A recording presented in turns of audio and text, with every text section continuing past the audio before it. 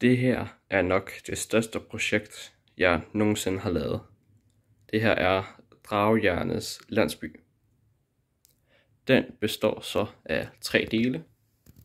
Ørkenen, sådan selve landsbyen, og så Dragegården. Og som man kan se, så er der sådan nogle små håndtag på siden af den. Det er forskellige funktioner, som man kan bruge til forskellige ting på byggeriet. Så her ved den første del, og den første funktion, det er på det her tårn, der hvor ninjaerne blev holdt fanget af dragehjerne, og så blev sat stød til dem. Og så herovre ved siden af, så er der så et bål, hvor man så kan få flammerne til at bevæge sig sammen med den her kylling, som der så bliver snået rundt.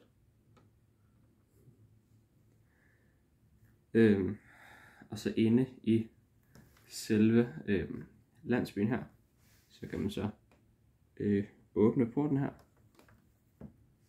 og faktisk kunne komme ind. Så kommer man så ind til de her 2 vagttårne, hvor der man kan tage stigen op.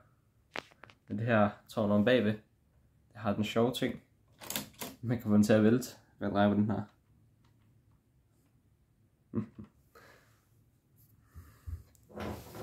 Og så det her hus, det er smedjen.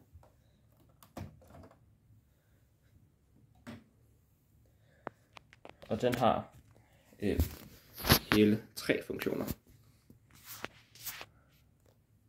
Så den første, nu skal vi dreje på noget tid, for der den virker. Men den får ilden til at lyse. Så kan man dreje på den anden en, og få ilden til at bevæge sig. Så kan man også dreje på den helt tredje ting, og få den her hammer til at hamre på sværdet oven på armbolden. Og altså selvfølgelig vand til at køle de forskellige våben af. Og der er så også forskellige våben til udstilling. Og det her, det er så en lille butik. Man kan så lige tage taget af, og så kigge ned i den. Der er så et serveringsbord med et brød og 3 stole udenfor. Og så hernede er der et kæmpe stort bord med en kæmpe stor kyllingelår. Der er også nogle kopper og glas og knive til at forberede maden. Og så har jeg lavet den sjove lille detalje herover. Prøv at se. Der er en kat her. I det sådan en lille kattehus. Og så her på tagene af smedjen og butikken, der har jeg lavet sådan en lille låge her med forskellige sager indeni. Så er der så også en her oppe på smedjen.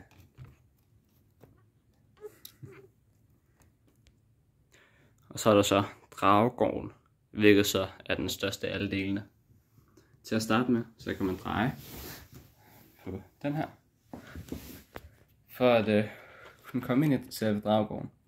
Og se, så kan de her kitter så løfte sig. Så der man faktisk har en mulighed for at kunne komme ind.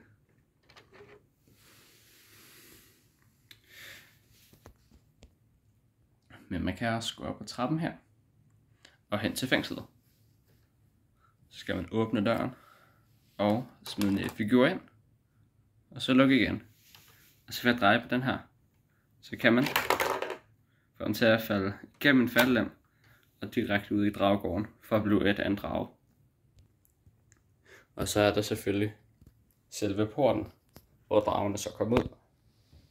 Der er ved at dreje på den her, så kan man så åbne porten, og så kan dragen så komme igennem og så springe ud og klar til kamp.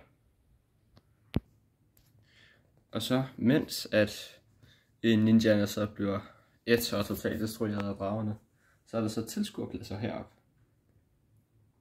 hvor dragejerne så kan sidde og kigge på.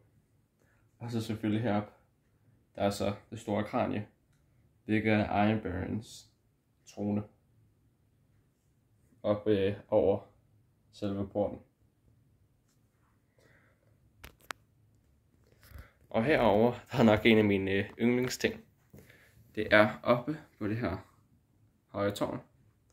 Der er en kæmpe stor armbrust. Og der kan man dreje på de to sidste ting her. Hvor den første, der kan man få den til at dreje hele vejen rundt. Og så den næste her, der kan man så få den til at skyde. Så hvis man nu har sigtet, så kan man så skyde dragen ned. Og så er jeg gjort sådan så, at selve buestrengen her, den også ligesom trækkes tilbage, når der man så lader armbrysten. Og så var der så noget plads heromme. Så der kan man så kravle ned ad stigen. Så skal vi lige fjerne stigen for at bedre se her. Og så kan man også lige trække kæderne fra hinanden her.